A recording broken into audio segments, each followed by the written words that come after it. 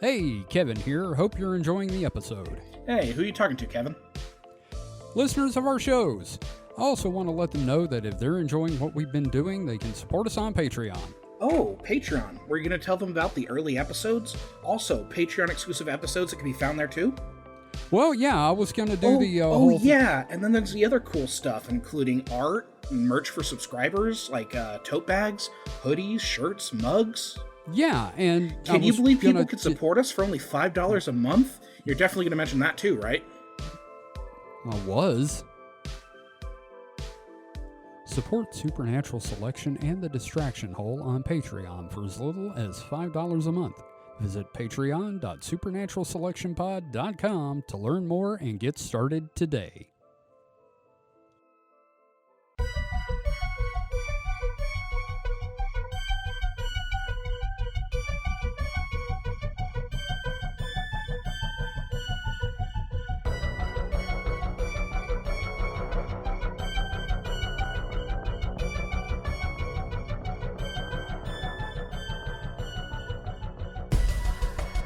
You know, the problem with doing the countdown before we start is I can't surprise y'all and just catch, off-the-cuff conversations. That's why the minute you and I start talking, we should start recording, and we get like 15 minutes of just nonsense. Stuff. Yeah. Something like that. Hello, and welcome to Supernatural Selection. I'm your host, Kevin. With me this week are Mike the Skeptic. Mike, how are you? Full. Yes, full of what? Shit. Damn. Future shit. Macaroni and cheese and chicken sandwich. Awesome. That is like the whitest meal I can imagine, but it's also very black as well. I don't know. It sounds good to me. No, it sounds delicious. Yep. It was a fried chicken sandwich. Ooh. Yep. With bacon. Damn, boy.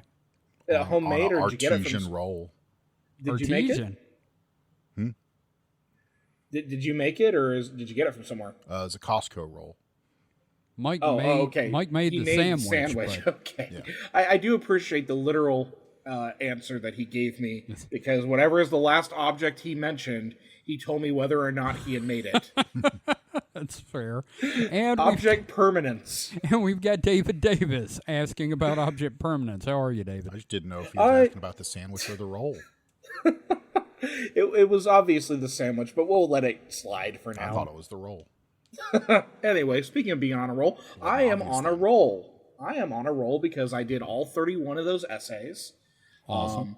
Got enough material to get a book going, so I'll be working on that. And then I also launched another project, but I can probably plug that at the end. So, okay. We'll talk about that when we get there. Mm-hmm. So right up front, we've got a little bit of housekeeping to do. Status on the zine is we just got some stuff to finalize, and we will release it ASAP. Mm-hmm. Second, congratulations to Darth Plato, one of the Peanut Gallery and cast member of Spooky Dice Bag and host of Flat for Content. Congratulations on being married. Aw. I know. Him got married, and that's awesome. That is awesome. Another thing is I received a package from Mad Scott the other day, who is longtime friend of both me and David. God, back on Night Gig. But he sent me 2 handmade magic wands. Ooh. Yep. He was doing that a while back, and he was doing woodworking, and he sent me 2. He sent me one that's very sleek and slender and pointy, and it looks very, like Harry Potter, and the other one is like this gnarled beast for doing the real work. I love it. Kevin will enjoy both of them in his bum. Well, I got to use the thin one to work up to the big one, so. Jesus Christ. But lastly, this is a sad one. I'm sure everybody knows about our cats that pop up on the show. we lost Mr. Conti this week, and I'm still not over it. So if I'm somewhat less enthusiastic this week, that's why. So never easy to lose a pet, especially him. Anyway, let's move on. David, you're in charge this week. You've got our episode going. Mike, do you know what this one's about? Nope. Awesome. All right. I think I mean, once you start, I'll remember we were going to do an episode about that. But at the moment, I'm not exactly sure. Okay.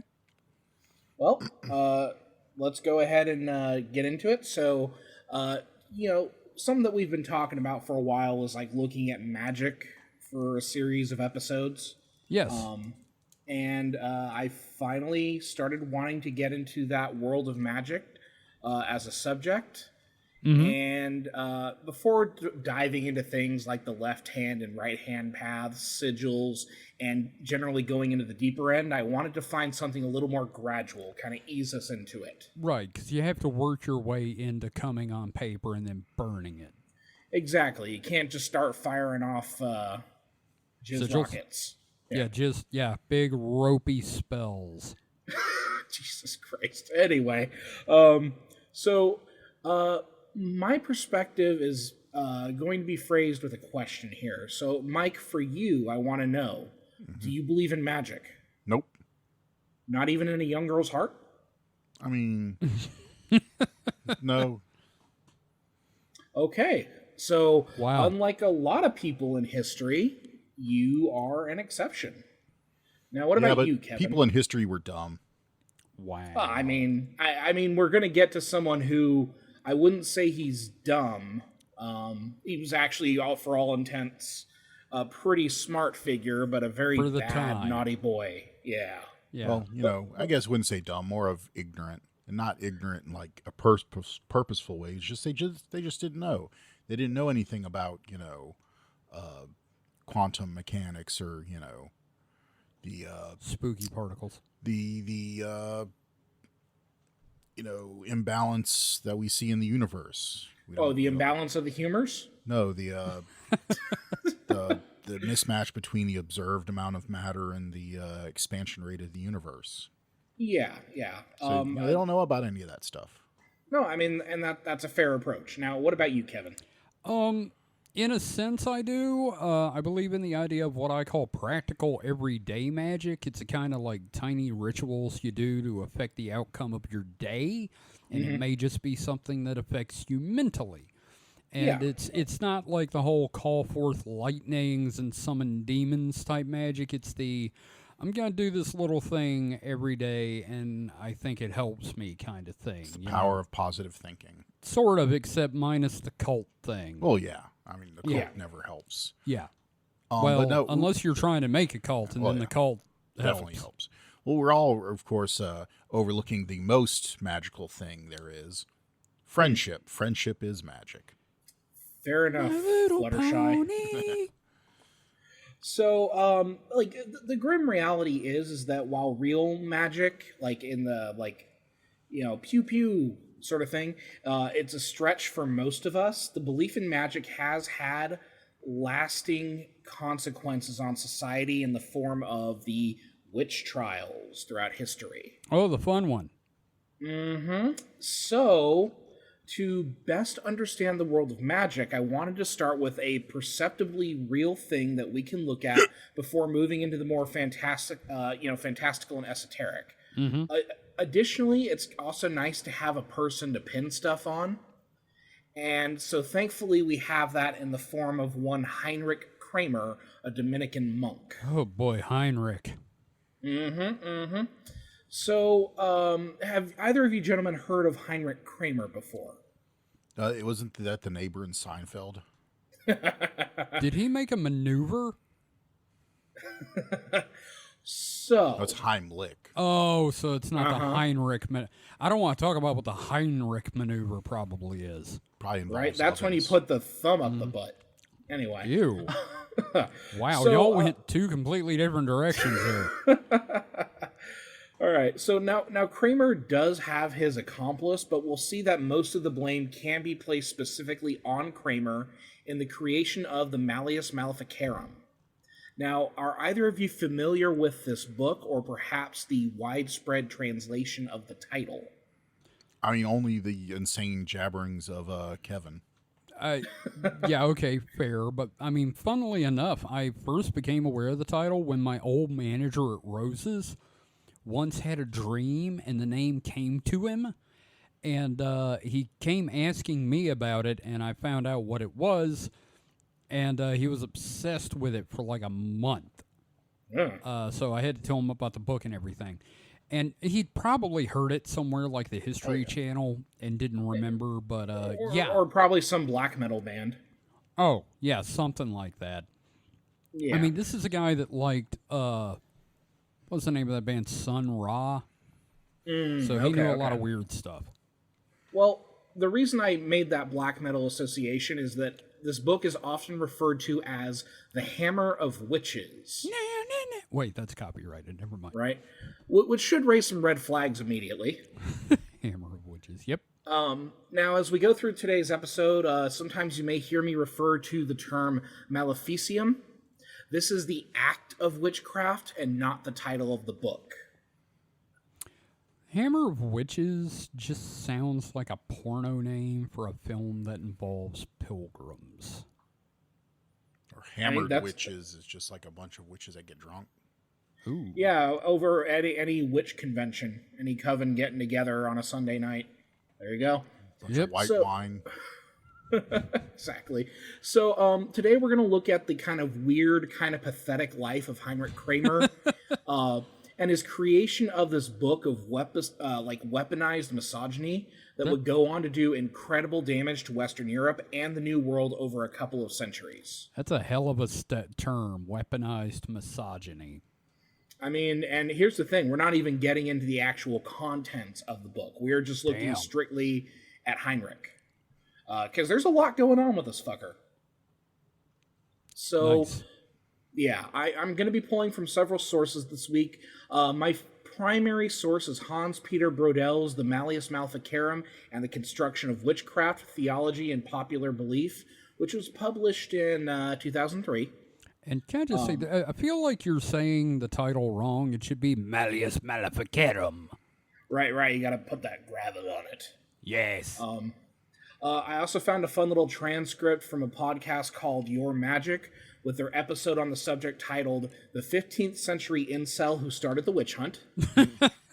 And this is in addition to a few other online sources I'll talk about as they come up. At the very least, all sources are linked in the document. You know, if you've listened to this show for a while, you know me, you know how I work. Yep. Lastly, I do have a couple of different versions of the Malleus Maleficarum. Yes. But primarily I use an online version of the 1928 translation by Montague Summers. Oh, Montague! And then for later dives on this subject, because guess what? I'm going to be doing more episodes on this shit. Who would have known? I also have the Witchcraft Sourcebook, 2nd edition, edited by Brian F. Levac. But I am going to refer to it here and there within the episode. Okay. All right, so as you can see, there's plenty of research that has been done, so let's start talking about the life of Heinrich Kramer. So, Heinrich Kramer, also known as Henricus Instator, that is his Latin name, that is his monk name. What the fuck? He was a German monk and an overzealous member of the Inquisition. What a show. Wow, to be overzealous member of the Inquisition, that's fucking saying something. That's putting in the work. Like, that's like saying, an overzealous Nazi. Yeah, I was going to say, that's like being the most Nazi. Yeah, where the other Nazis are like, tone it down a little bit. We don't all want to, all right? Or it's wild. Or like H.P. Lovecraft, where everybody else in the 20s was like, dude, you were like really racist. Exactly. Most of the other Inquisition guys are like, hey, we got this witch. Let's like burn her, or let's like, just dunk her in water. And he's like, no, let's rip out her fucking toenails and like set her ears on fire, but put them out and then shove it in her ass. I mean, you're not super far off. God Yes. damn. He is a pretty fucked up piece of work. So, he was born in it was 1430 in what is today Celestat, Alsace. I don't know. It's Alsace? a French Alsace, maybe. Maybe. Which is technically in France now. This was before like Germany was a thing. Oh, then it's gonna be Alsace. Alsace, yeah. Now we have a lot of like geopolitical history explaining this, but I'm not going to get into it. Just know that like Germany was not a thing for a long time. Then it was, and then everything went to hell. Yeah. Like As literally. it is when you have a Germany. This guy just sounds like one of those Latin nerds, you know, with the whole having a Latin name, which is funny because it would actually have let him fit into the Hermetic Order of the Golden Dawn, which he would have immediately set on fire. Oh yeah, absolutely. I'm excited to get into like how crazy this guy was. So before we get into his story, what do we know about the Dominican Order? Like how into your Catholicism are you guys? I know there's a Dominican order, and I always get it mixed up with the sugar. How about you, Mike? What do you know about religion? It has nothing to do with the Republic, right? Oh. No. Okay. No, it does not. Okay. So, the Order Predicatorum, or Order of Preachers, more commonly known as the Dominican Order, is a pontifical order founded in France and made part of the Order of the Catholic Church by the time Pope Honorius III in 1216 made it so through a papal bull. Is it too early for me to say glory to the emperor? No, there's all sorts of like weird Warhammer terminology in here. Yeah, which, Mike, that's where they got this shit from, right? Oh yeah, of course. Yeah. Now, this order was mostly concerned with preaching the gospel and rooting out heresy. Suffer not the heretic to live. At the time this order emerged, there was a shift in thinking about the church where there was a desire to emulate the early ministries of the Bible before everything became like cloistered to monasteries and the like. In the early days of Christianity, the disciples and their disciples would go out and preach and everything like that. And get stoned to death and thrown to animals. Yeah, and then you have them start, coalescing into these monasteries, and then you just have a bunch of dudes with bald heads illustrating books. Right. Yeah. So this is much like the first generations of the church following the fracture of like the Roman Empire. Priests were encouraged to travel with this Dominican order. Right. Now, it was also kind of a think tank for the Catholic Church as well. Oh, Lord. As there was this emphasis placed on intellectualism. The Dominican order would be a major train of thought, and their counterpart would be the Franciscans. Now, the Franciscans lived their gospel through like poverty and humbleness. With the Dominicans, they served more like the bloodhounds of the church, who were tying their gospel to new theories on theology, while also kind of working in with this like developing field of the natural sciences. And there's always a little bit of tension in there as well. I always forget that the church early on was actually pro-science. Yeah, at least in the sense that it could like justify it as being a part of God's work. Right. And that's going to get into a little bit of demonology when we start covering that, is like figuring out like how to explain demons as being part of the natural world. Right. Which I think we'll get into a little bit here. But yeah, basically you have these two trains of the Catholic Church, the Dominicans being kind of like the intellectuals, kind of being the people who handle like money and that sort of thing. And then you have the Franciscans, who are the poor priests who wander, but they all kind of wander and have like territories and stuff like that. Now, it's like being a CC writer back in the early 20th century. Now, I'm going to pull a quote from Brodel's text.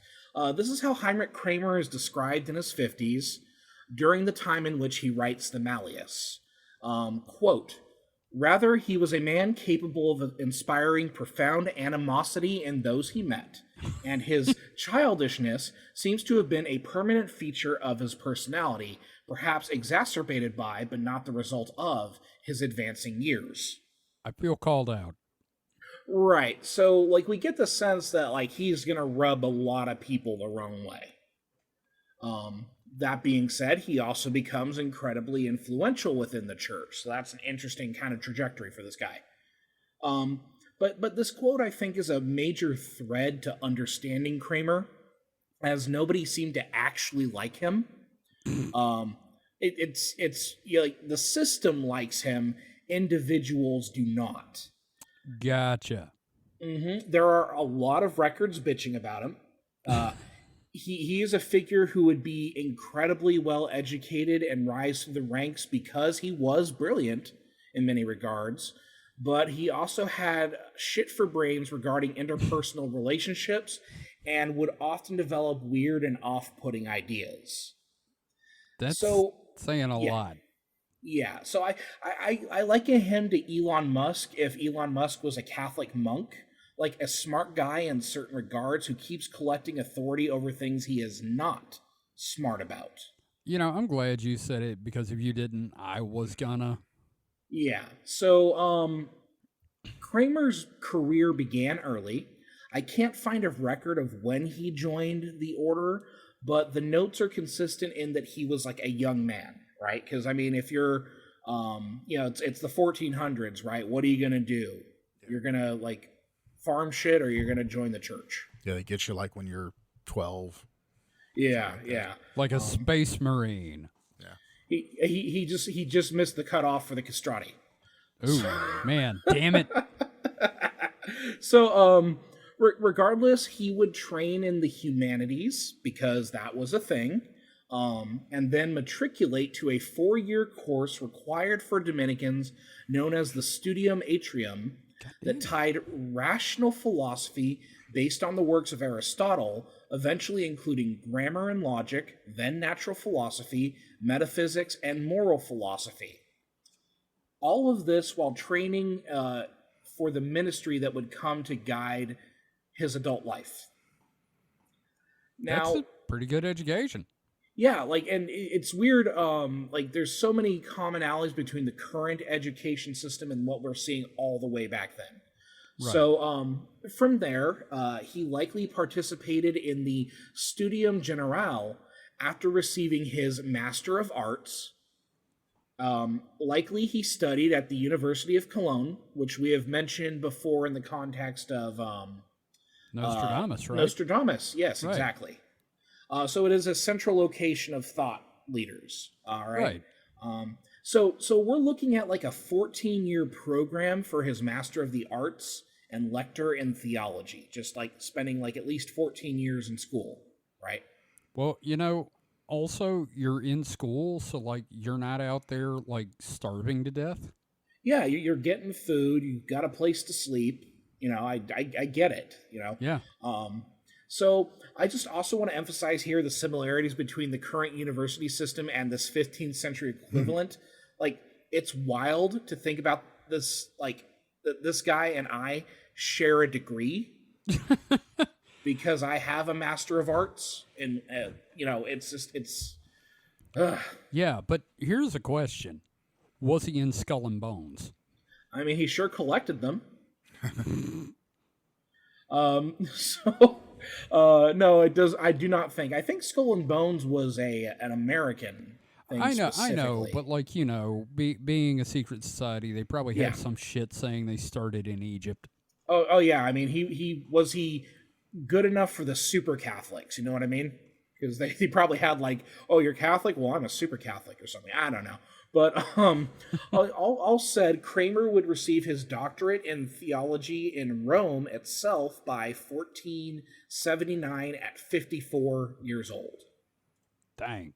Yeah, but he was working his way through his degree too. So not only was he like doing stuff for the church, but he was also studying the entire time. Now, Kramer had a bit of a bug up his ass. I'm going to be quoting Brodel again. Instatoris's most important pursuit, however, was always the vigorous, zealous, and uncompromising war against enemies of the faith, whomever he might perceive them to be. So, judging by today's topic, I'm pretty sure we have a strong idea of who those perceived enemies were. Is this like proto-McCarthyism? So, thou shalt not suffer a witch to live. Oh, yeah. Now, as he was achieving his degree, he was also a working man putting himself through college. By 1467, he was given a papal commission to combat Hussites in central Germany, which was a part of the consequences of the Bohemian Reformation. Again, there's a lot of history in here. Yeah. But what we need to know is that the Catholic Church did not like competing doctrine. That's a given. And he was more than happy to, be their hammer. Now, Kramer's role here was twofold. One was rustling up funding for the campaign, but the second task was to preach against heresy. The situation was apparently so dire that we encounter our first colossal fuck-up in Rudolf, the Bishop of Wroclaw, writing a letter to Rome asking for Kramer to be granted the authority to remit sins and grant indulgences. Oh, boy. Yeah, and we know indulgences are a point of contention here. Yeah, that's how we got Baptists. Now, during this time, quoting Brodel again, quote, he was provided with a corresponding stick with which to beat the intransigent. The church gave this asshole a correcting stick. Heresy? That's paddling. And I'm amazed that, part of the solution was corporal punishment. Yeah, well, I mean... It's the Catholics. That's what they do best. Yep. Yeah. So... Whacking sticks. You bad, we smack you. You good, we smack you less. So, by 1474, Kramer, or Darth Instatoris, as I like to call him, had proven himself an effective tool of the church and was made a full inquisitor. God. However, his position would be unusual, as most inquisitors are provincial, but Kramer was granted the ability to take his work on the road wherever he sniffed out heresy. Okay, first off, you never want an inquisitor with no set parameters. Right. And secondly, when do we get to the tech priests of Mars? That will not be for a long time. Ah, dang Yeah, it. it's going to take about 30,000 years. Ah, Right. damn it. So let's frame this. This guy is a zealot, devoted to doctrine, with a habit of declaring people as enemies, and granted the ability not only to conduct inquisitorial investigations and prosecutions, but is also given a writ to act on this at large with the backing of the Catholic Church. Yeah. Now, with all of this in place, we're going to turn our attention to why this was a bad fucking thing for women after the break. So we'll be right back after this.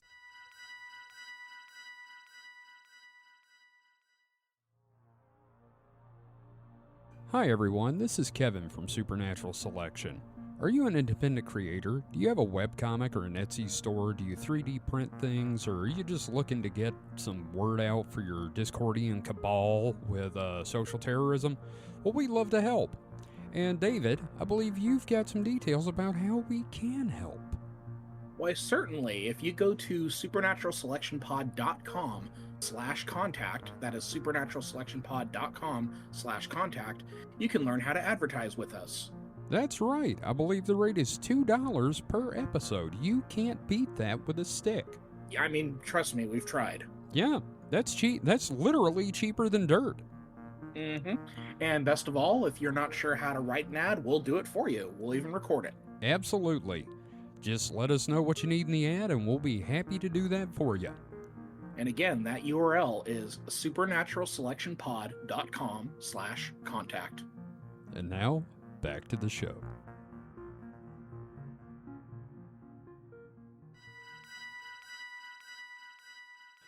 Welcome back, and before you go on, David, I just want to say this is making me want to join the Church of England. Why, you want to divorce your wife? Well, I'm not married, but no, but just My yeah, wife? Sorry. my Intrusive wife. thought. Intrusive thought. Yeah, no, it just basically makes me not want to be Catholic, which I'm not anyway, but like just give him the finger by joining the one that Henry VIII started. So, part of the reason I'm kind of going over all of this is to kind of like show that like he is considered kind of like an exceptional figure for the time. But Exceptionally awful. yeah, well, I mean, we haven't gotten really to a lot of the awfulness yet. Like this is just his CV, you know what I mean? Right. This is what allows him to get into position to do awful shit. You know, we got that ticking time bomb with him, with that papal writ, and all of those like honors and that ability to go and just do what he wants. So, Right. like, Kramer was a bit of a superstar in the inquisitorial sense, That's a terrible sense to be a star in. right? Because he was really, really good at charging people with heresy and convincing others to punish them. I can charge anybody with heresy. I mean, it's not that hard. But it's the convincing convincing them part. to like, Yeah. yeah. That's the trick. So by 1478, he was appointed as Inquisitor of Upper Germany by Pope Sixtus IV. Can I just say Pope 64. Sixtus the Fourth? Fifth is the seventh. I just pick a number, motherfucker. Sorry. There go are on. a lot of popes in this episode. Yeah. Like they go through the popes like, oh my god, it's crazy. Yeah. So Sorry, yes. continue. No, it's cool. Like every time we have a funny pope name, let's talk about it. Yeah. Okay. So yeah, so Inquisitor of Upper Germany. Again, this is before Germany existed, right? Right. This is So- Bohemia. Yeah, so this is exactly. In 1482, he was then reappointed, but this time alongside one Jacob Springer, who we'll talk about in a bit. This is his cohort, as it were. Loved his talk show. The Jacob Springer Show. So, Jacob. so from what I have pulled together from different sources, by about 1485, Kramer was like a Hall of Famer, and Rome fucking loved him. Like, Yeah. when I mean Rome, I mean the apparatus of the Catholic Church. Yeah. Yeah. However, Rome was at a distance. In the local provinces where Kramer would work, he would build a reputation. He kissed ass to his superiors, but rubbed everyone else the wrong way. He's like a middle manager. So, to put this in hilarious context, I'm again going to quote Burdell. Quote, at exactly the same moment he was receiving his first appointment to the Inquisition at 1473, Instatoris was facing a lengthy prison sentence, the result of his typical inability to restrain himself when fired with zeal for a just cause. In a sermon defending the temporal powers of the Pope against imperial infringement, Instatoris had allowed himself to make several personal and slanderous remarks about the emperor himself. It was the same letter that promoted him that also suspended his sentence, which would be suspended permanently by 1479. This son of a bitch. Yeah, like this isn't his only entanglement. It's wild. I feel like if you fuck up that bad, you should probably be punished. Just like, fuck the church. Just fucking pull his toenails out or something. And it's wild because he spends so much time, like, his thing is the Eucharist. He's very specific about it. And he, a lot of his early instances of heresy that he points out are about that tradition, right? Now, can someone remind me what the Eucharist is? That's when you consume the flesh and blood of Christ. Oh, okay. So when you eat the King's Hawaiian roll and eat the Welch's, or drink the Welch's, gotcha. Right. So, so we'll get into that a little bit. But also, Kramer was also known for shit-flinging and schemes within the order. In one such case in 1475, the Master General of the Order was brought in to settle a dispute between Kramer and two other friars who accused one another of the theft of money. This went in Kramer's favor, but he maintained a grudge. Oh, great. Mm-hmm. Also, in 1482, Kramer was tasked with collecting money for the war against the Turks and was suspected of embezzling funds. On March 26th of that year, he was summoned back to Rome within 9 days at the risk of severe punishments, including expulsion from the order, excommunication, and imprisonment. Apparently, there was a very notable concern about tracking him down, and more to the point, the donations. Now, the problem is we do not know exactly how it played out beyond two contexts. One that was that he continued his inquisitorial work by that summer, and two, he was no longer given financial responsibilities within the order. Oh, God. So these scandals would follow him as he moved around Germany in his heresy hunts and sharpened his reaction to criticism. This is the backing we need to talk about Kramer, his issues with women, and one particular woman who seemed to set him on the path to burning women. Mike, you know what this sounds like? Bad. It sounds like the setup to a medieval version of Father Ted. Okay. I mean, this would have made a really good British sitcom in 83 or 84. Like, you cast Rick Mayall from The Young Ones as Kramer, and get like 8 episodes for sure. You know, just have Rowan Atkinson play Kramer. Oh, no. I want Rick Mayall, and then, like, you get Rowan Atkinson as Springer. There we go. Oh, that'd be fantastic, man. Yeah. Just getting, like, Blackadder vibes from that. That's great. So great. I think I just pitched a show. No, exactly. I hope it happens. So let's talk about some of the like apparent misogyny of Heinrich Kramer. Now, oh boy. At first, it did not appear that Kramer had any specific hatred towards women in his career beyond like general theological theory about witchcraft, which we'll get into in a bit. After all, like one of his first major trials in his career involved the heresy of a bishop, Frederick Reiser, which Kramer would write about, commenting on his belief in the ever-expansive heresy in Christendom. So he's not even like specifically going after women, it's just anyone who's a heretic, right? Now, in fact, in one of the interesting, there's this one interesting thread in his letters where he was particularly focused on the Eucharist and how errors in the addressing of the sacrament were one of the primary modes in which heresy was committed. Are you telling me that this asshole kept screaming, no, it's the church that's wrong on how we eat bread and drink wine? I mean, he was going to all these local bishops and, like, I guess just kind of, like, taking notes. You can just see him with a clipboard, just like, you know, is he handling the goblet the right way or whatever? I don't know. That's weird. And it's such a technical thing. Like, we've probably worked with someone who is very anal retentive about some sort of technical thing, and it just makes them fly off the handle. It has to be done a certain way, you know. But now imagine that they have a papal bull that allows them to accuse you of heresy and burn you at the stake. Mike, you ever had one of those coworkers? Not really. Oh, okay. I thought he was gonna make a joke about you, Kevin. Oh, but no, wow. No, because he likes you.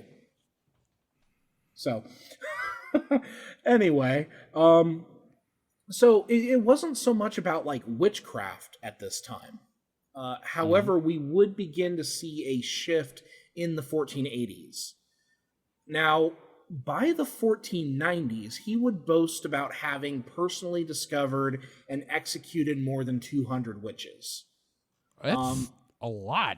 Yeah, this claim is obviously bullshit. Rather, we only have records for specific witch trials in a town known as Ravensburg in 1484. Which, you know, if you're a witch, living in Ravensburg seems like pretty on the nose. I was gonna say, it's like, where are you from? I'm from Don't Burn Meville. So, in the autumn of 1484, Kramer arrived in Ravensburg to preach against witchcraft. Now, 8 women would be arrested, convicted, and burned. Fuck. Here we would see a pattern of him having broader support from the institution in Rome, but being rejected by the locals. As they saw it, the church was overreaching. Well, when you show up and you start burning people, that'll happen. I'm cold. Where the bitches at? God. So, Kramer would go to Rome with his colleague, Sprenger, seeking authority to prosecute witchcraft in the region. By December, Pope Innocent VIII... God. Fucking innocent. That is not a name I'd apply to this guy. Pope Innocent VIII, which means there's been 7 other Pope Innocents. How come we don't have a Pope Innocent today? Like a Pope Innocent the 48th or something? Probably because of the sequence of events that we're about to cover. Oh, good. Well, So, could they not? I mean, they're Catholic. They can't have Pope Innocent because of the original sin. Yeah, that's a good Yeah. point. Yeah, How about I mean, Pope Vaguely Innocent? Pope not that bad. Pope okay. Pope working on it. Pope I'm trying. Pope I Pope can't didn't even. commit tax fraud. Oh wait, that's a little too far. That is also bullshit, I guarantee you. So, by December, Pope Innocent VIII would provide the infamous witch bull, the Summus Desiderantes. That's a lot of friggin' Latin. Yeah, there's a lot of Latin in here, and I hate it. This was a full recognition of witchcraft and provided inquisitors with the authority to combat this particular heresy by any means necessary. Ooh. Now, this bull would allow Kramer to goose-step his way into any village he so wished to perform his witch hunts, and would punish those who stood against him by the pains of excommunication or worse. The local bishop of Strasbourg was to enforce the provisions of the bull both through excommunication and often through the secular arm of the law.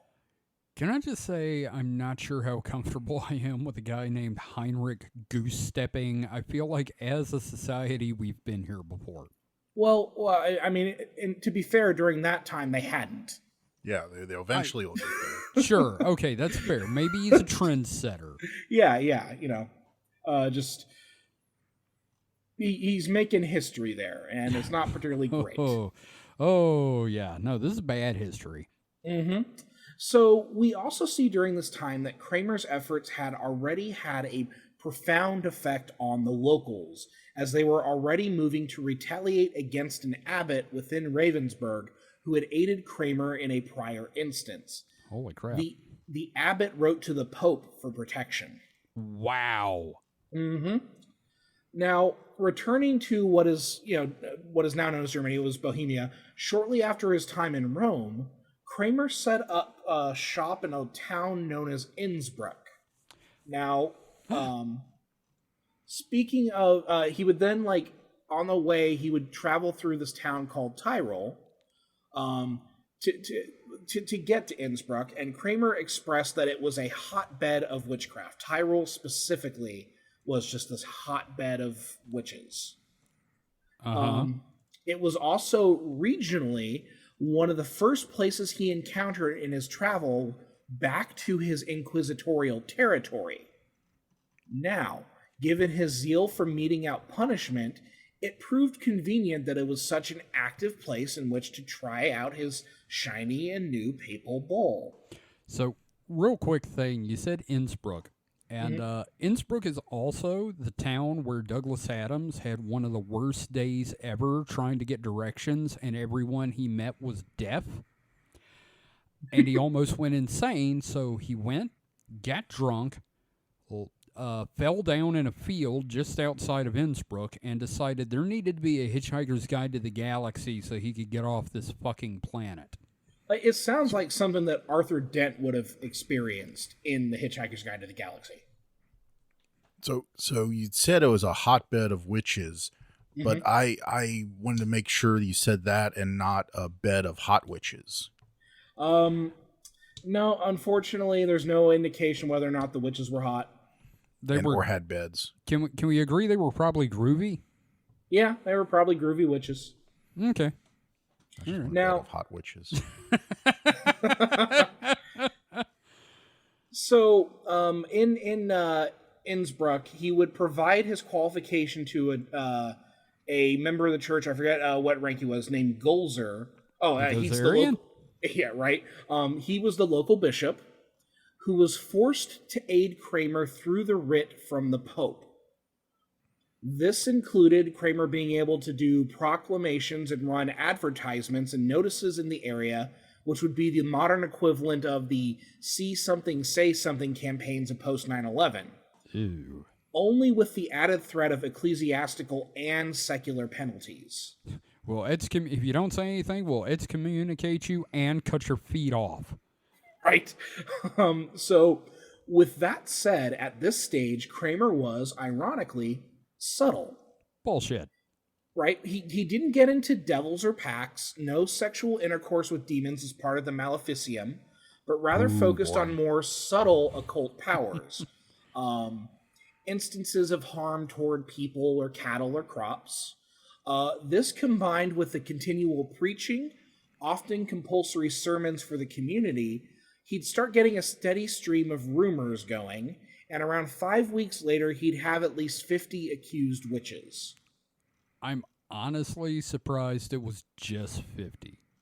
I mean, this was his first time with this new papal bull, you know what I mean? He's still working on his technique. And also, if it's a town with only 200 people, the 50 would be, like, way more impressive. Right.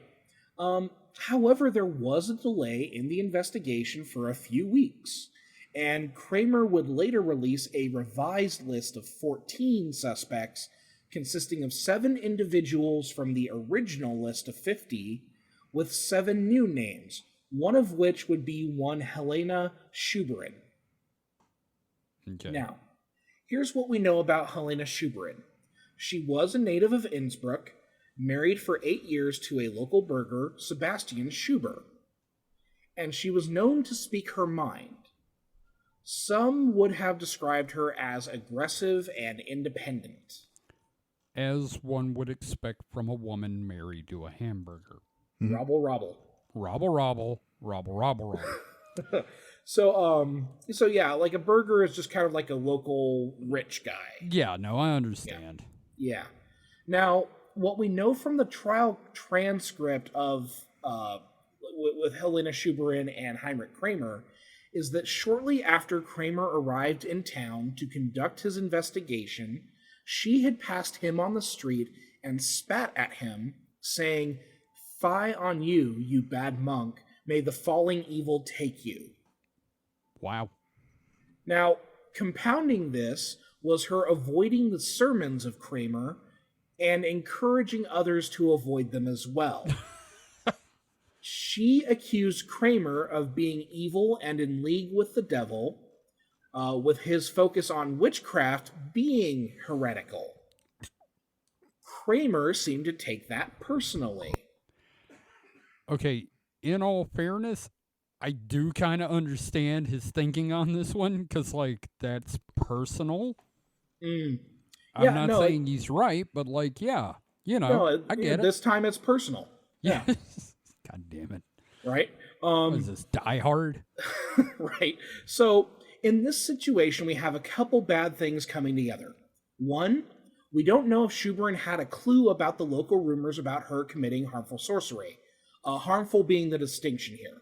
Now, we also have the very pious and zealous inquisitor, whose life revolves around the stamping out of heretical thought, having rumors of heretical thought publicly associated with him. Further, her attacking him was heretical itself, as he had a writ from the Pope himself to engage in action to stamp out witchcraft. By questioning Kramer, she was effectively questioning the Pope. You know what? Better burn both of them to be sure. Jesus Christ. Yeah, it's the only way to be sure. Yep. Just nuke Innsbruck. Yeah, nuke Innsbruck from orbit. Call it Godfire. There we go. Yeah, Mike, what is it they call it in 40K when they basically turn a whole planet into glass? Isn't that Exterminatus? Yes, Exterminatus. There we go. It's Exterminatus because she questioned the Pope and he's a dickbag. In alien parlance, it's nuke it from orbit. It's the only way to be sure. Yes. Exactly. So, unsurprisingly, Kramer took interest in Schuberin, and charges began piling up, among which included that, quote, she had kept company with suspected heretics. She had caused a woman's illness in order to have her husband as her lover. And most seriously, in January of the previous year, she had killed, either through witchcraft or through poison, a knight with whom she wished to have an adulterous affair. Well, how's that work? I want to fuck him, so die. Right? So, because of perceived heretical statements and actions, she was already in trouble, but the mere accusation of using magic, causing maleficium, is what made her a witch in the eyes of the court.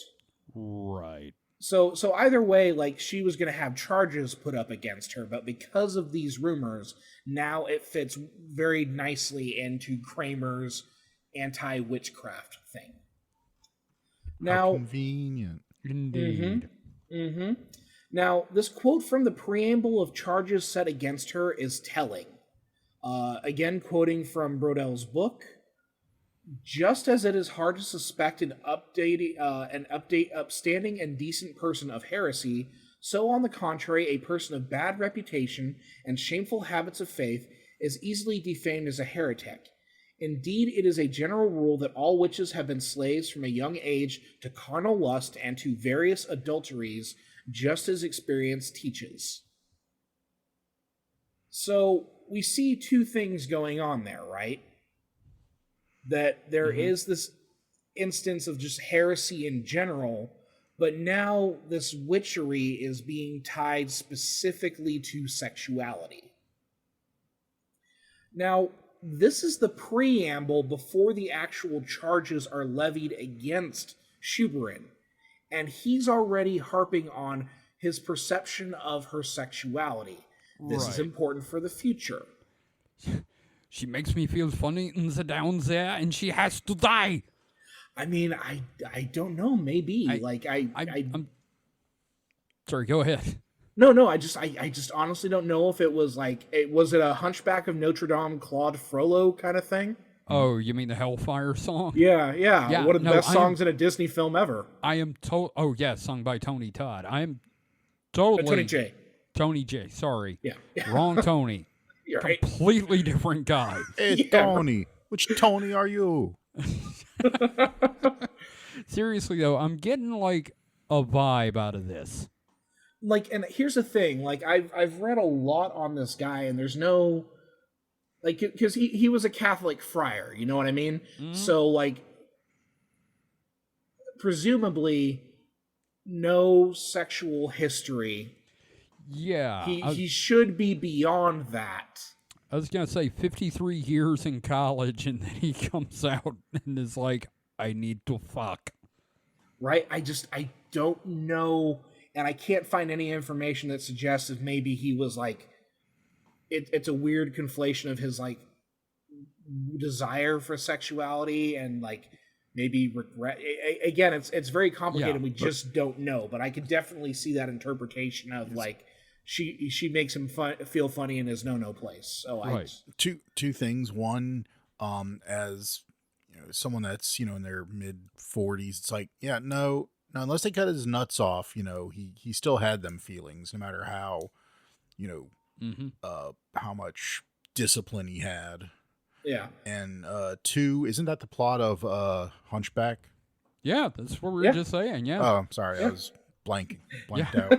Sorry. No, because I know the minute we mention Hellfire, you start singing in your head. I get it. Yep. Well, the good neuse is he's dead, so he can't sue us for slander or accuse us of being heretics. So it's totally one to boner. Well, I don't think he'd sue us. He'd just be the Hellfire thing. Okay. Yeah. I just again, it's It's really interesting, and given his history with like money, like he Right. was fucking like banned from collecting money for the church. Like he's not without sin. No, God, no. So to say that maybe he like was conflating his own feelings of sexuality, or his desire to engage in sexuality and seeing this woman as like A a sexual representation being. of, yeah, like she having technically more agency than he does, maybe that set him off. We just don't know. Yep, Um, fair enough. Now, to say that the trial was a shit show is an understatement. Kramer latches on to this idea of Schuberin as being a witch with a focus on a perceived lack of morals, claims of her promiscuity, and rumors of magical powers. But Kramer was very, very hung up on the sex angle. Telling you. This is what allowed him to transition to claims of her having had sexual commerce with the devil. Okay, that's like a real big step from she's a whore to she fucked the devil. And this is like this isn't him like coming up with this on his own. This is an emergent line of thinking that is, out there as they're starting to deal with like this idea, because again, they're dealing with this idea of like, what are demons? And there's a very complex history of like, well, if God is all powerful, why does he allow demons to do work? How can witches have abilities? Is it through these demons? How is this commerce exchanged and everything like that? So there's a lot of history going on. There's a lot of background radiation here. Okay. Yeah. So earlier in his campaign in Innsbruck, he made no mention of any of this stuff. He downplayed that, right? But here at the trial, it becomes a chief concern for him and the case that he's making. So, quoting, "To this end, he began his interrogation with a series of questions about Schuberin's virginity and sexual history that made his fellow commissioners exceedingly uncomfortable." He made the rest of the court uncomfortable. And it sounds extreme, but then you also have to think, like, how frank were discussions about sexuality back then? You know what I mean? So, like... Were they talking about ankles? Yeah, no, that's exactly it. And it's one of those things where it's like, I would love to have been like a fly on the wall in that situation, just to like, just watch the commissioners kind of squirm as he, as he's grilling this poor woman about this stuff. Yeah. Man, okay, we need to go to the Vatican and get the chronovisor and we can watch. Exactly, in their secret basement. Yep. So this was so bad that Bishop Golzer asked for that line of questioning to end, and by then, Kramer had switched tactics, but his manner seemed to have continually offended the commission, causing them to halt the proceedings. Now, the court would later reconvene, but without Kramer conducting the questioning. Oh, wow. Instead, a local lawyer named Johann Merwey took over. The charges against Schuberin would be dismissed given the distaste over Kramer's line of questioning. That's pretty fucking bad. Now, Kramer did not stop, however. Seemingly obsessed, he would remain in Innsbruck, continuing his investigation and acquiring perceived evidence. Over a tense series of letters, Bishop Golzer would eventually run Kramer out of town and halt the investigations, seemingly at great risk to himself, given the writ from which Kramer derived his authority. Well, this guy's a hero of the story so far. Right. If there is a hero, it is Bishop Golzer. It is Golzer, the Golzerian. Now, we get a sense of how pissed Golzer was in one of these letters to a fellow priest. Referring to the incident with Schuberin, he writes, "If Instatoris does not withdraw with all speed, you, Father, should say to him in my place that more than enough scandals had arisen because of his bad trial, and that he should not remain in this place, lest anything worse should follow from this or happen to him." Ooh. Which, that reads like a threat. Doesn't it? Yeah, it's like if that motherfucker. Yeah, I And got a get the correcting fuck stick out. too, buddy. Yeah. Use it as So- a sounding rod. Oh, Jesus. All right. So ultimately, Kramer retreated to Cologne to put his theories on witches into writing in a text that would come to be known as the Hammer of Witches or the Malleus Maleficarum. Now, as for Helena Schuberin, we have discussed some of the instances that circumstances that placed her under Kramer's thin skin. Well, we also need to consider a little bit about the changing perception of witchcraft that corresponds with Kramer's own thinking. But before that, let's take one more break, shall we? I believe we shall. We will be right back.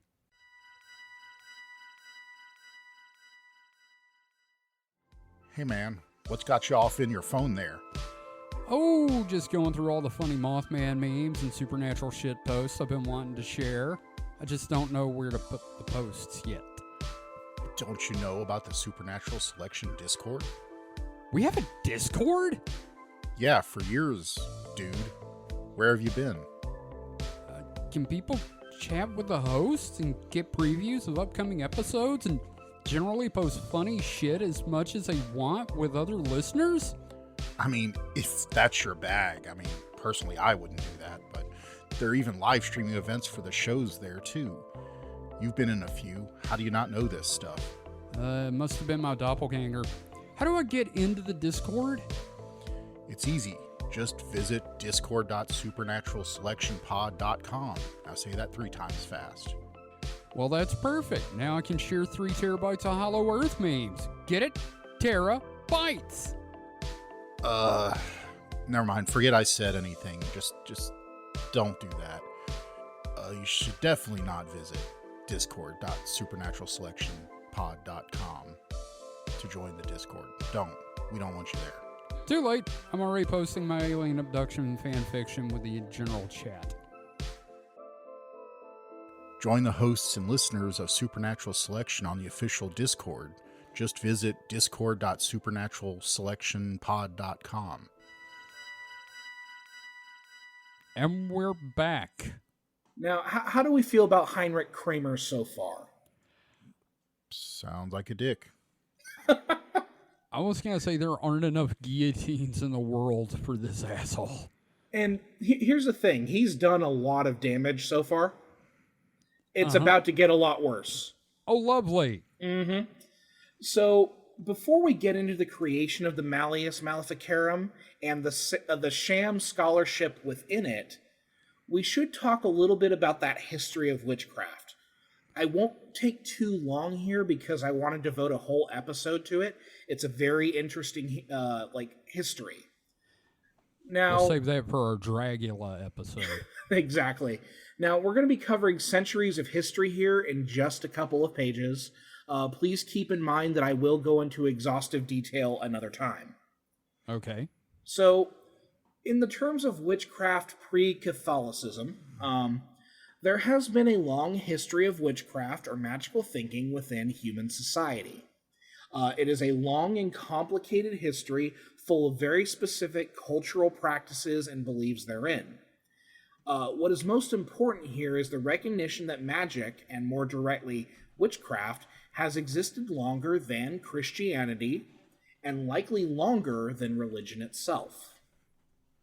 Now, magic existed to ancient cultures and was treated less as something specifically good or evil, much like people themselves were not specifically good or evil. It's what you do with it. Magic could heal, and magic could hurt. Witchcraft was a domain of practice rather than a morality for a very, very long time. That is not to say that witchcraft did not provoke an unease in pre-Christian societies, however, but it was a much more nuanced thing. Yeah, it caused unease in the same way that scientists cause unease with the far right now. Shit. I mean, and it makes sense, though, because, we're barely understanding the world in these early pre-civilizations, and Right. you have someone who is able to heal. Yeah. That's gotta, cause some It's cognitive weird. dissonance. Yeah. Like it's good. It's good for your it's good for your civilization, but also like, why does this person have this power? And also, it Right. wasn't a gendered thing. Yeah. Does Now- make me think about the Wheel of Time with the Aes Sedai. So, with the origins of the Abrahamic religions, we start seeing a more direct anxiety of witchcraft, such as in Exodus 22:18, with the line, "Thou shalt not suffer a witch to live." That's very metal. Now, the Bible has many references to witches, such as the Witch of Endor. Witches were seen as beings not to be trusted, but were also still seen as a part of a functioning society.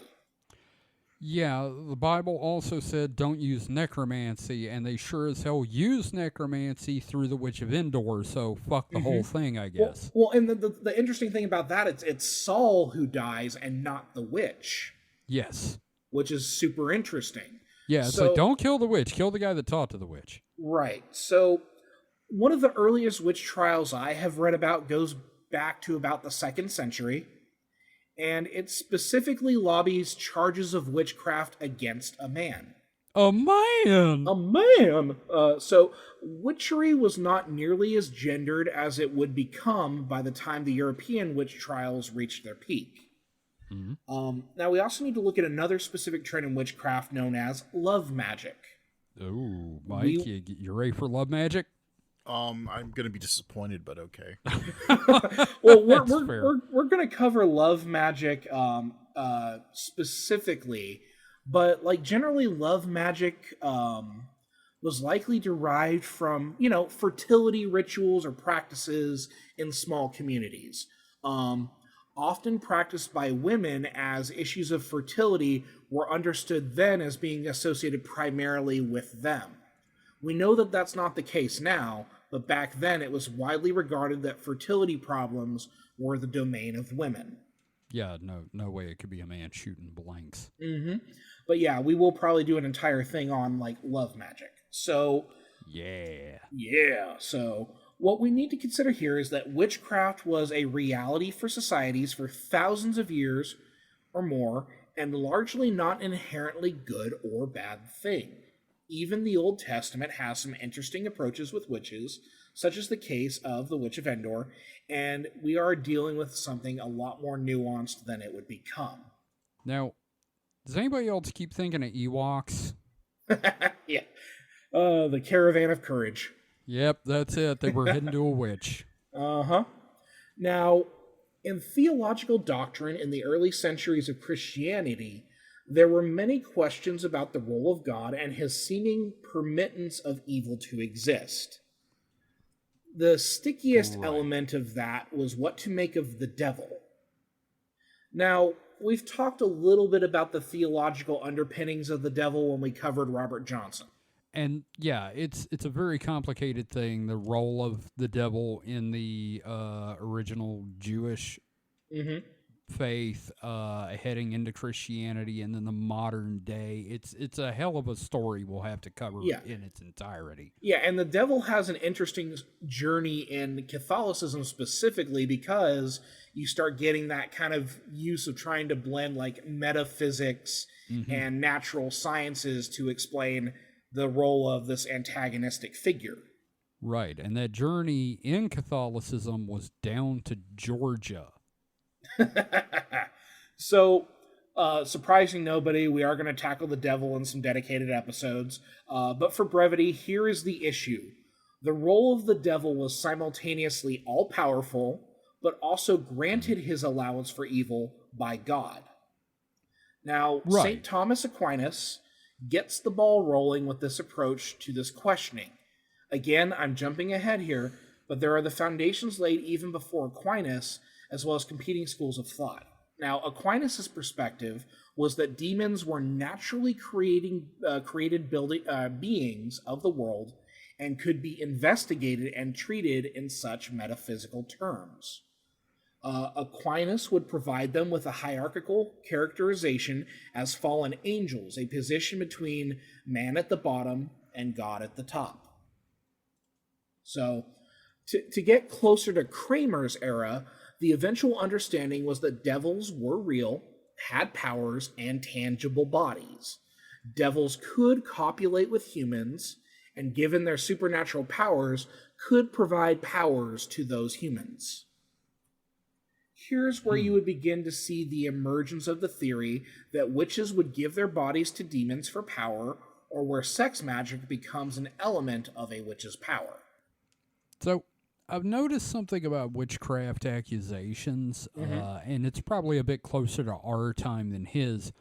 The whole idea that it had the same sort of aspects as a demonic possession. Yeah, And that's especially as we start moving into like a Salem. couple hundred years. Yeah, a couple hundred years after. Yeah, that's I just exactly find it an interesting kind of crossover that like you're a witch, you're possessed, but you're doing it of your own volition. Like you let the demon in to get the powers. It's just weird. It's trying to have your witch and burner too. Wow, I am shocked you actually managed to get that joke to work. But I'm impressed. But yeah, like this nature of like devilry and how it connects to witches and their power, it gets very complicated. And what it means is like when we get to Heinrich Kramer, this line of thinking is present. His preoccupation with the sex lives of his perceived witches is a culmination of an increasingly gendered accusatory thread regarding the relationship between occult power and the role of the devil and demonology in Christian doctrine. You know that this guy would have been on Suicide Girls like 4 times a week. He had a fucking kink, and he was ashamed of it. Yeah, it sounds like me during high school. Damn. You had like the ultimate, subscription, and like He paid like, for the all time lifetime. because of it. Guys, he's just looking for a big titty goth girlfriend. Oh yeah, That's what it was. He was Yeah. ashamed to admit it. No, and I think we've solved it. I think we know that it was just him looking for a big titty goth girlfriend. That's it. We can end the episode. Good night, everybody. No, I'm kidding. Let's continue, I guess. But all of this other stuff with the demonology and like the different forms of witchcraft and sex magic, everything like that, we'll cover that later. But for now, let's return back to Heinrich Kramer and more of his bullshit. Yes, let's continue with this festering asshole. Right? Now, me, as someone who works in academia, I find the ethical fuckery of Heinrich Kramer to be particularly fascinating. I bet you do. Yeah. Note here that I am not covering the material within the book itself in this episode. I'm going to do an entire episode where I'm going to go through the book and bring up some real choice things. We should put one of us on trial. Oh, yeah, we'll figure out if you guys are witches. Ooh, that's fun. Yeah, so I specifically wanted to discuss Kramer's life and what led him to the book and the shit he pulled to get the book out there and establish the consequences of this intellectual fraudulence. So here's the thing. He is a smart guy. Undoubtedly. Yeah. For the time. He would have had his ass beaten if he weren't, I think. Yeah, but he was an asshole, and he was not opposed to bending or breaking rules as he saw fit, and then when he had even the slightest bit of authority, it just exacerbates all of this. So, Kramer returned to Cologne following the clusterfuck of the Innsbruck Inquisition in 1484. Now, while there, he began working on a book that would provide backing to his specific views on witchcraft, which were not so surprisingly supported by his preoccupation with sexuality that came to the fore during the trial of Helena Schuberin. This is basically like those guys where I read their books and they cite themselves as the expert. It came to me in a dream. So, barring this incident, he was still very much in good standing with the Pope and as an inquisitor. So what he wrote had the potential to carry a lot of weight within the doctrine. Now, for example, he includes the Summus Desiderantes, that's it. There you go, Desiderantes. Signed by Pope Innocent VIII. That fucking name, man. Right? And it's included in the forefront of the book when it was published in 1487. Now, he's leaning into what he has to add legitimacy to what he's doing, despite the intellectual fraudulence of using the document the way he does. The nature of the way the bull was written would also give the text its perceived authority, as it directly mentioned key elements that would sweep through European thinking on witches for the next couple of centuries, namely that witchcraft is a sinister extension of carnal lust within women. You know, the term lusty witches just sounds like a search term on Pornhub.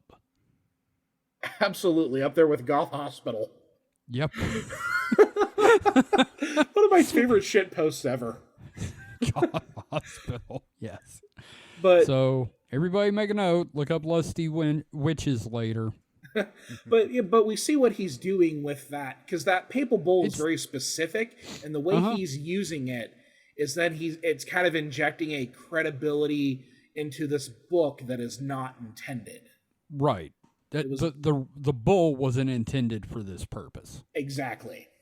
Now, Kramer is a petty person, as we've really? As we've seen in his history. This book was not only a way for him to give himself citable justification for his very specific views on the morality of women, connecting them to witchcraft, but it is also a direct response to criticisms of Bishop Golzer, because Golzer was quite critical of Kramer's approach.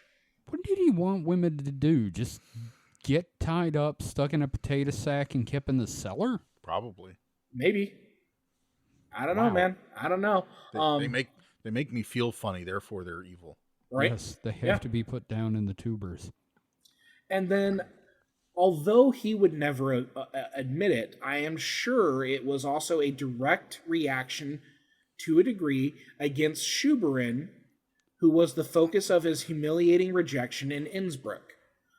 Structurally speaking, the book is a series of direct responses to criticisms lobbied at him. Literally every chapter is just, here's what one person said about me, here's why they're a fuck who can go jump off a bridge.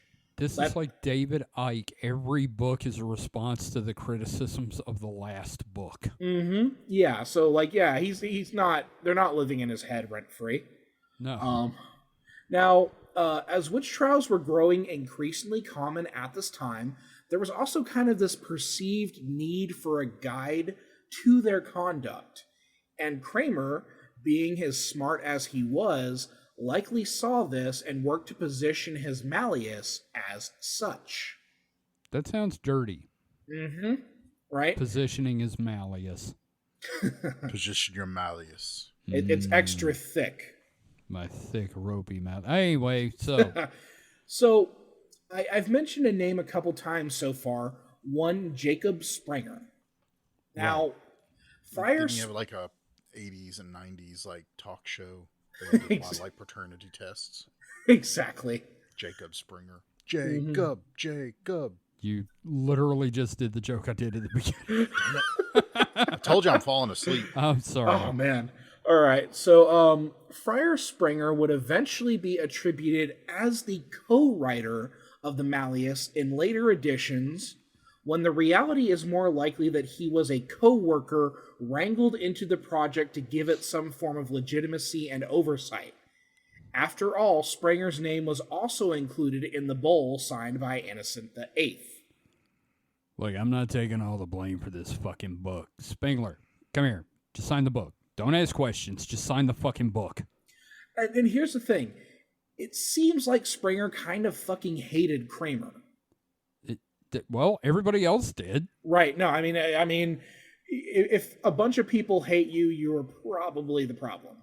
But evidence suggests that Springer would leverage his own authority to try to mitigate the damage Kramer was doing with his inquisitorial work. Really? Specifically, banning Kramer from convents within his own jurisdiction and from preaching. From convents? Yes. Like where they keep the nuns? I think, would it be convents and monasteries? I don't know. Christianity is very frightening to me, so. But yeah, probably convents for sure. Yeah. Well, they have to be witches. They're wearing black. Well, and also, you really want this guy near an entire sect of women?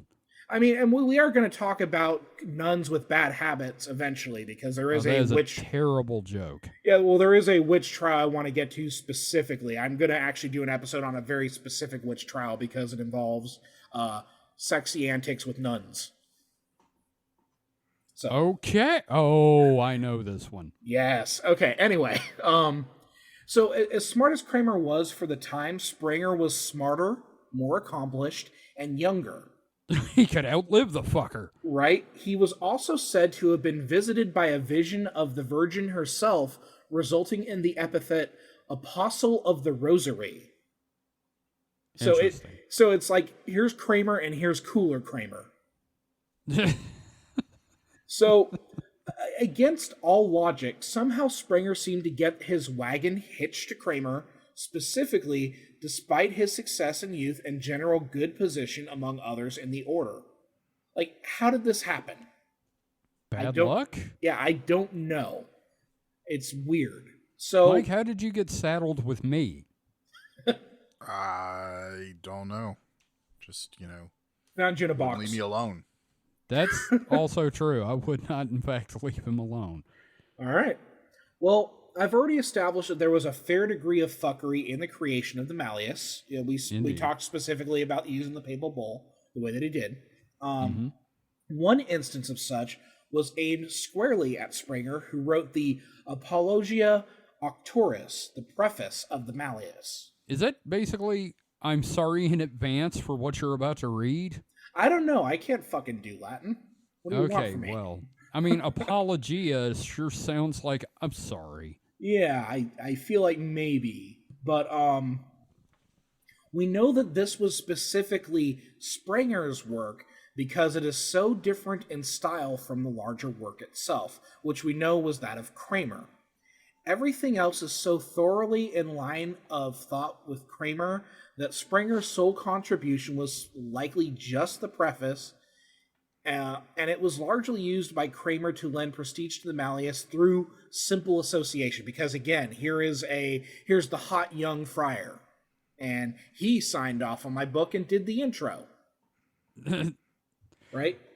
This actually reminds me of that book I used for Roswell where Strom Thurmond wrote the intro, and then when he found out what he wrote the intro for, he just got livid. Yeah, the hot young racist Strom Thurmond. The only true word in that was racist. So, and hey, since Springer did write at least a portion of the work, he was technically a co-writer. God damn it. You would think that this would be something that Kramer would highlight. However, the addition of Springer as a listed co-author did not occur until the 1519 reprint, years after both of their deaths. Wow.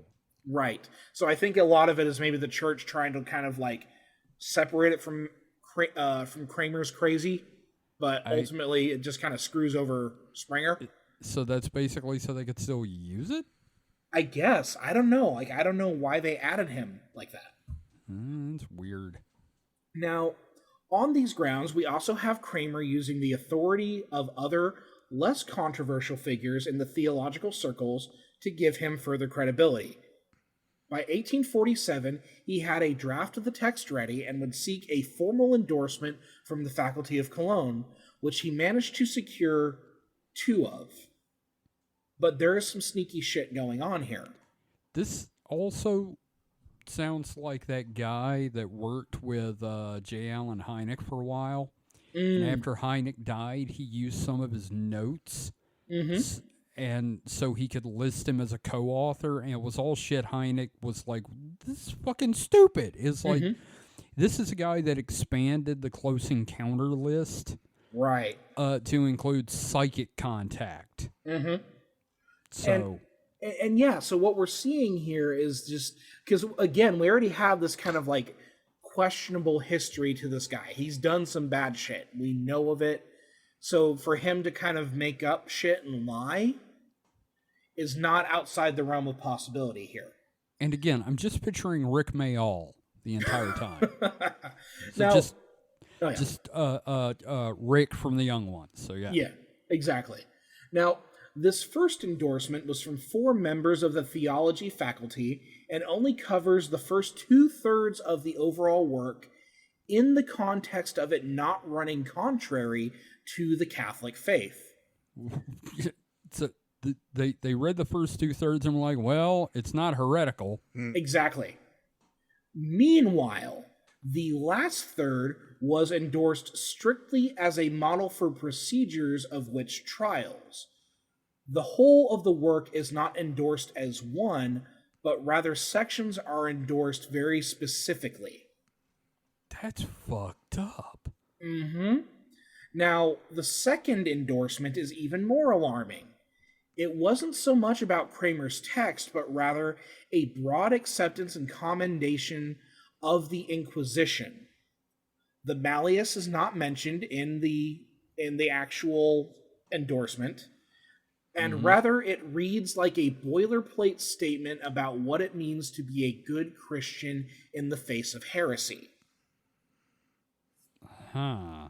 Now, as an educator, my hackles are raised here. When I teach writing using evidence, we use something in class called the crap filter. Nice. And yeah, no, and it's a legitimate thing, CRAAP. Okay. As part of a larger examination of the validity of sources when something doesn't smell right. Something smells bad here, doesn't it? Does not pass the sniff test, no. That's exactly it. Yeah, this reminds me of when you read the back of a shitty movie package and it says like stunning in quotes, and the rest of the quote that they haven't included is like stunning in its ineptitude. Exactly. Now, there are 2 theories regarding these endorsements. The first is that Kramer may have forged the second endorsement with a pliable notary. Wow. It's telling in a way that the second endorsement had twice as many individuals as the first endorsement. Now, the second theory was that the overworked review committee of the text simply signed off on it in good faith, not actually having read the work. In a way, that makes sense. Kramer was a known and respected individual in the broader sense of the doctrine. You know, we're talking about the system, right? Right. And had authority that extended to him that was unseen prior, because he's one of those first inquisitors who gets like that carte blanche kind of bull.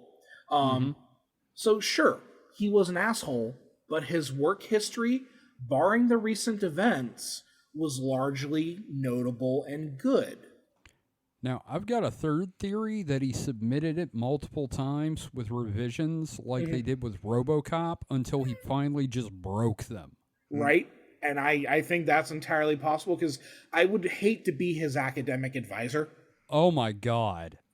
Like, oh my God, just you're trying to like get through the text with him and he keeps going off about some woman. Just Can you imagine being mad? Being like the academic advisor for somebody like him, or like David Duke? Oh shit. Jesus. Because like I've heard stories about him in college. Right? So, yeah. So, what we arrive at is the creation of the book, which, 1, was largely written as a fuck you to his critics. One woman in particular. 2, a work that justifies a hyperfixation on women's sexuality within the context of witchcraft. God, that is weird. 3, uses a papal bull outside the scope of which it was specifically written to derive authority for the text. And 4, uses shaky or outright fraudulent scholarly endorsements to further derive credibility. So, like, that's already a big problem. But it's what happens with the book afterwards, which is why it's a legendary text these days. Right. Now, the book would be published, and it would prove controversial, but ultimately very popular, with 15 printings between 1486 and 1520. Jesus. Mm-hmm. It's like a fucking Stephen King book. Mm-hmm. Yeah, it's like, he published The Stand. Yeah. Except The Stand or How to Kill Women. Uh-huh. Now, it would also completely change the conversations theologians and the secular world of Europe would have over demonology and the role of women in witchcraft. Because, again, Kramer had very specific ideas, so he writes a book that he can cite in trials. Right. And because it has the papal bull and it's been signed off by the Catholic Church and all of these scholars, it gives him credibility. So he's basically making his own evidence. So right, yeah. Yeah, it's fucked, man. So it would largely be the text from which thousands of trials and investigations would be derived, resulting in countless deaths of women over the next several centuries in both Europe and the New World. By publishing the Malleus Maleficarum, Kramer positioned witchcraft, which was generally on the periphery of church concerns, to the forefront. The text would change the scale of the eternal struggle between mankind and the devil, framing it around women to disastrous results. Yeah. As for Kramer, he worked until his death, all the while building his reputation as a theologian, overseeing trials, giving lectures, and writing. He would revisit the subject of the Eucharist in a text written in 1499 in Venice, and he would later be given the position of papal nuncio, or a kind of diplomat, in 1500 by Pope Alexander VI. Hey, look, a normal pope name. Just 5 years later, he would die in Kromens, Moravia. Hopefully he rots in hell. Finally, a happy ending. And that's where we're going to be leaving this episode. So what do you guys think about the strange journey of Heinrich Kramer?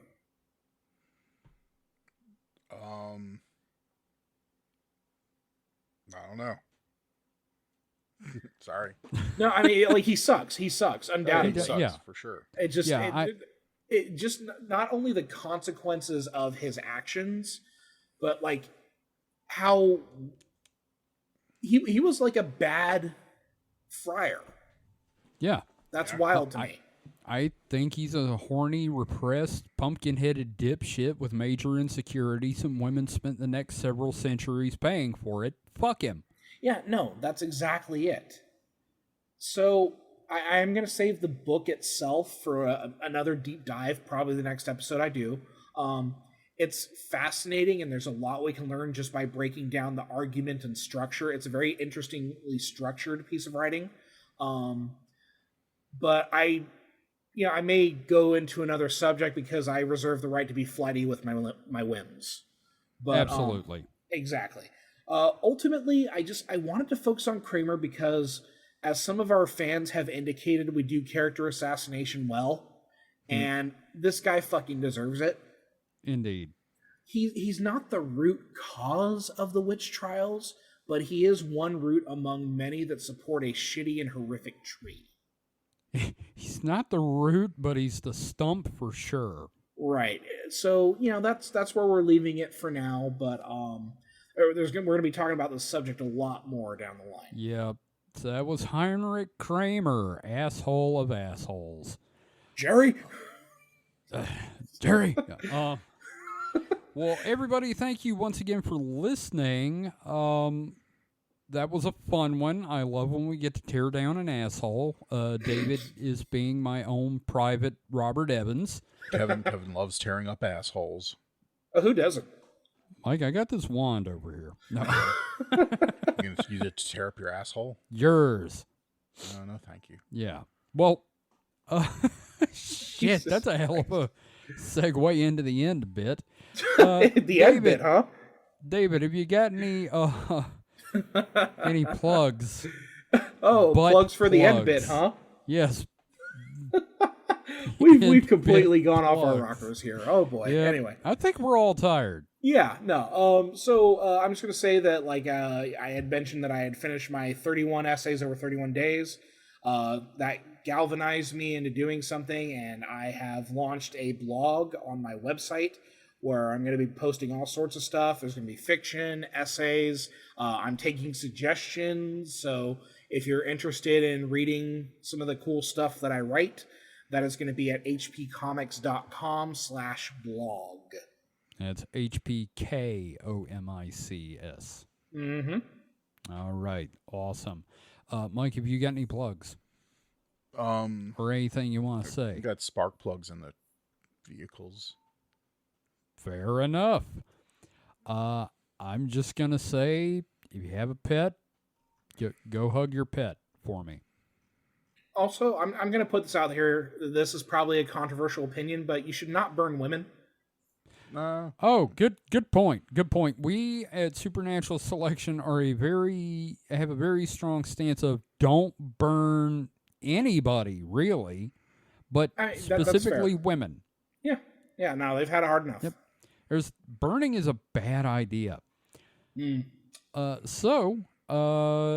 Thank you, everyone, once again for listening. If you would like to learn more about the show, head to supernatpod.rocks. That is supernatpod.rocks. You will find a link to our Discord, our social media things, which we're getting some stuff set up a little better with the social media right now. The transformation of Twitter has sort of left us a little scrambling. And you can also find a link to our Patreon and everything else having to do with the show. So, we'll be back next week with another Week in Weird. So until then, stay safe and stay frosty. Goodbye. Malleus Maleficarum. Ooh, that is a good one. Still wasn't enough hot witches. No, I agree. We'll have to, well, you know what? This wasn't even the witch episode. We'll get to the witch episode, and then all holds. I mean, I could probably draw you a hot Kramer, I guess. Oh, God. Ugh. Jerry. Speaking It's a Kenny of Rogers hate. Roasters. Oh, God damn it. Yeah, it's just that scene, and then they cut to just a witch on a pyre. He's keeping burnt witches in his giant chest of drawers.